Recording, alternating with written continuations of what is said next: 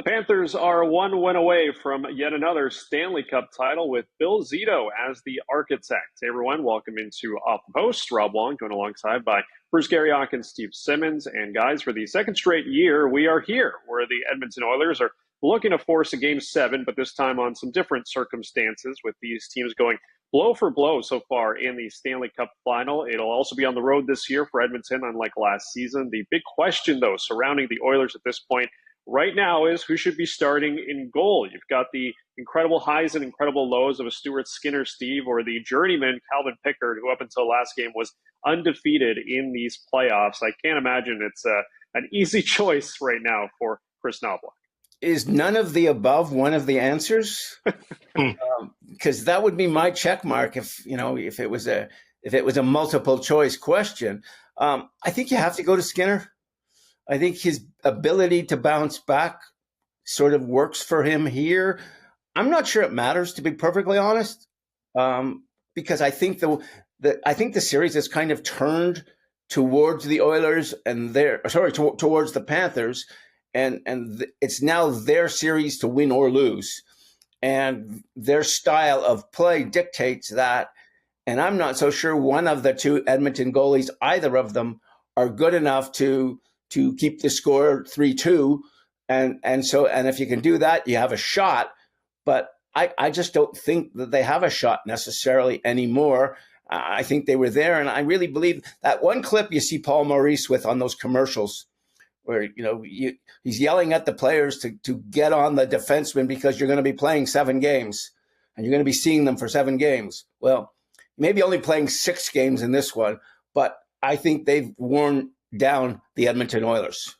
It's interesting, Stephen, and I'm with you. I think they should start Stuart Skinner. But I bet you that if we could roll the tape from last year between us three, when the Edmonton Oilers were down 3-0, it might be a similar conversation to the one we're having right now about the goaltending, about I don't know about you guys. I think Connor McDavid has been a huge disappointment in the Stanley Cup Final. I think he has been a massive disappointment. I thought he was out for revenge after what happened last year. And he scored his first goal in the final the other night. So you can get all the goaltending you want, but if your top players aren't your top players, and Leon Draisaitl has arguably been their best player, if McDavid doesn't wake up, then you're right. The pendulum is gone, and it's gone in their direction. Can I, as captain of the McDavid and Draisaitl fan club, these guys can almost do no wrong in my eyes. But I think we miss one thing when we sit back and say, this guy's not doing anything, that guy's not doing anything, and we start to break it down individually. I don't think we give the Panthers enough credit for what a great team they are and how deep they are comparatively to the Oilers, and how they're sitting there with a third line of Lundell, Luosterainen, and Marchand. Who's the Oilers' third line? What are they contributing by comparison to that? You're not seeing a lot from Barkov. You're not seeing a whole lot from Reinhart. The best are kind of a wash against the best, but I think we don't give credit for the quality of that team. 4 forward lines, 3 sets of defensemen playing a set style. They play their game. They dictate the style of play, and they make it very difficult for the individuals to beat a team. And you expect it because McDavid is all world and Draisaitl is all world. You expect them to be able to beat guys individually. But last I checked, this is a team sport, and I'm starting to think the Chicago Blackhawks won 3 Stanley Cups in a row. 3 Stanley Cups in what we call a dynasty. Do you know how many were in a row? None. Like 1. They didn't win 2 in a row. Most teams don't win 2 in a row anymore. Never won 2 in a row in the bubble under weird circumstances. But if you look at it, these guys have been in the finals now 3 in a row. They're about to win 2 in a row. This is a dynasty, folks, in today's world. And I think we should tip our hats and give some credit to everybody involved with the Florida Panthers organization, from players to coaches to management. Well, look, that's a let me perfect just segue. But we'll hold get there on in a a minute second, here. Bruce. Yeah, Hold go on a ahead. second there, Rob. Let me just play devil's advocate here for a minute. Okay? You're from the center of the universe.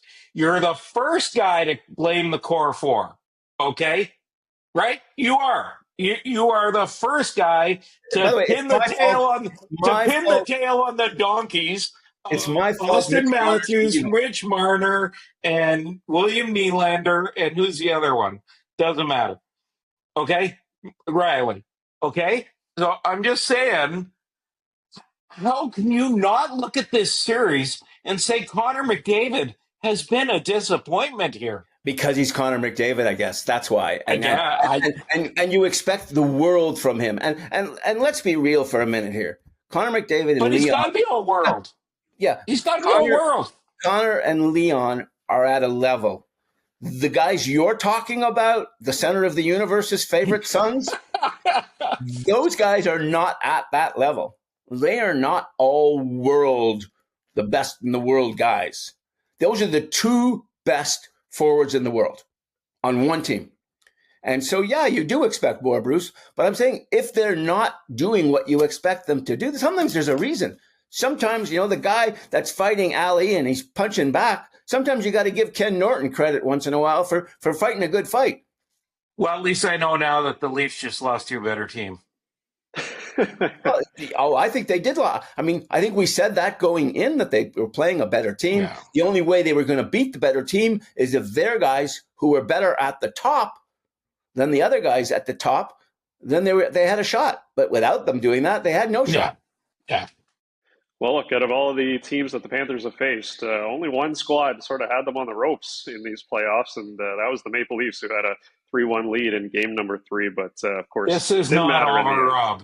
Rob, this is not over. No, it These is guys definitely are not over. I think we saw. I think we have to be careful because I think we saw, and I've been thinking about this a lot since Saturday night. That was just a listless loss on Saturday night, right? And I think we got to be careful because Why was it listless, though? It was listless because the other team, the one that's winning the series, made it look listless. they had so much trouble closing last year. I guess I'd just be a little careful about, as our good friend, the late Dennis King would say, crowning their ass. Okay? Well, I'm thinking around 10:30, 11 o'clock Tuesday night, we're going to have a different conversation. Because I think we're going to be talking about a two-time Cup champion who've been in the finals 3 years in a row and have really been the best hockey team I think we've seen since those Blackhawks teams that won 3 in a row. Well, it does look that way at this point, but as Bruce mentioned, still a long way to go here. But, because of that, still want to give some credit, as Steve mentioned, to the Florida Panthers organization. You look at Bill Zito's job that he's done, Bruce, since taking over in 2020. When he first started, there was some pieces in place, whether it's Alex Barkov, Aaron Ekblad, and Sergei Bobrovsky. But the majority of this roster we see today is under his watch. How do you think he has done, obviously winning that Stanley Cup last year, but do you feel as though he's getting enough credit for the work that he's done so far in Florida? Oh, no, I don't think he gets nearly enough credit for what he's been able to do. And Steve, you follow the Florida Panthers a lot closer than me because, you're down there and you get to see them quite a bit because I know you enjoy going to their games. I find it interesting that if you look at Bill Zito, his ability to keep that team together. Who was the guy he signed? And he was just, he had his press conference and he was just in tears. Who signed to the extension? And he was just bawling after he got him signed. Was it Ekblad? It might have been Reinhart. It might have been Reinhardt. And I thought, my God, here's a guy who cares a lot, right? He cares a lot, and he's done a tremendous job keeping them together. I think the one thing, the challenge he has ahead of him is convincing players to stay because they want to win. Because Jim Rutherford told me one time, Steve, that once you win a Stanley Cup, it's hard to keep your team together because it gets really expensive, and that's the challenge Zito is really going to face if he wins a second one here on Tuesday night. But that's what he faced last year. And this is where I really think I don't know if he's smarter than everybody else or he just outmaneuvers everybody else. Former agent too, though, eh? Like Yeah. he's got So both sides of the game there. So when last season ended, the Stanley Cup champions, they lose some key guys from that team. He didn't spend the money. He didn't do what most GMs do. He didn't go out and replace Brandon Montour or replace Oliver Ekman-Larsson, at similar salaried players. He got Schmidt on the cheap, who's turned out to be great for them, but he waited. So he Yeah. had enough money to go and get Seth Jones. So he had enough money to go and get Brad Marchand.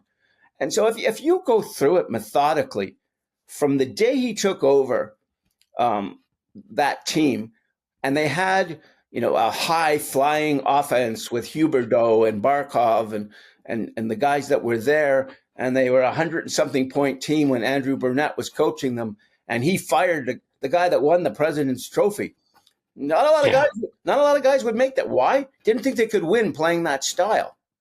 Yeah. So, Good point. That's a really brave move. Then he goes out, he hires Paul Maurice, who nobody really thought was a great NHL coach. A really good, solid guy. But I never heard anybody call him a great NHL coach until he got to Florida, where everything's kind of worked out his way. So if you look at it, he trades for Sam Reinhart. He trades for Tkachuk. He trades for Bennett. Could this Florida team win without Tkachuk, Bennett, and Reinhart? No. He picks up Gus Forsling on waivers. Gus Forsling's the top 15 NHL defenseman.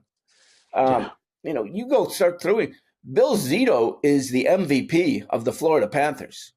And he has everything he's done, every move he's made.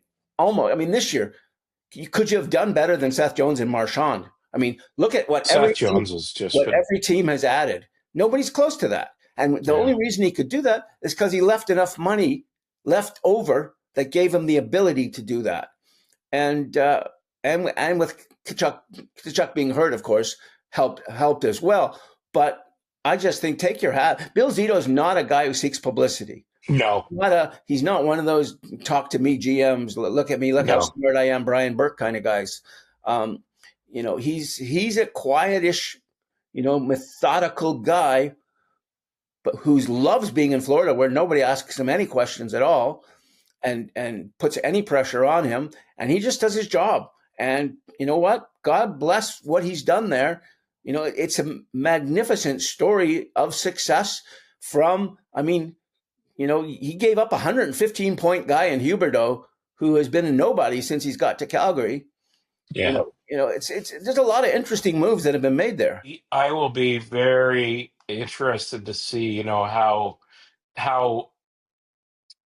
if Marchand happens to win the Conn Smythe, is he the best trade deadline acquisition ever?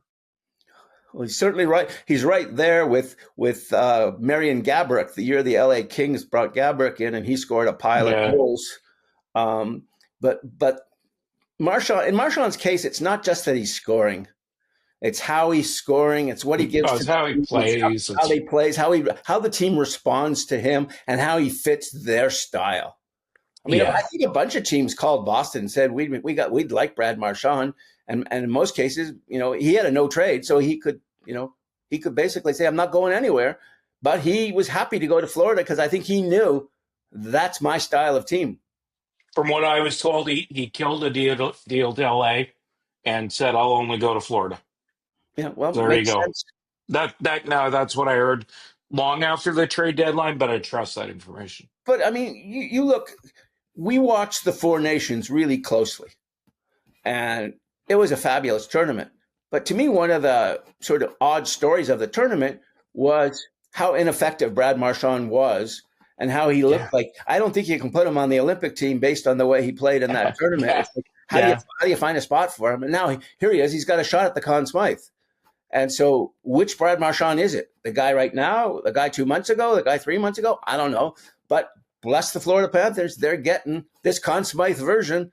And it's working for them. And somebody, I don't know who, somebody's going to pay him $8 million a year next year for 3 or 4 years. And they're going to sit there and be looking at their watch about 15 minutes in. Well, look, based on some of the rumors out there, Steve, you and I might be talking about a lot of Brad Marchand next year in a blue and white sweater, but we'll get there when we get there. And maybe, look, we don't even have to wait that long. July 1st is only a few weeks It's away. like 2 weeks away. Yeah, we may get our answer very quickly here coming up at the end of the season. But as always, leave your thoughts in the comments section below. For Steve Simmons and Bruce Garrioch, I'm Rob Wong. Thanks for watching, and we'll talk to you after game number 6.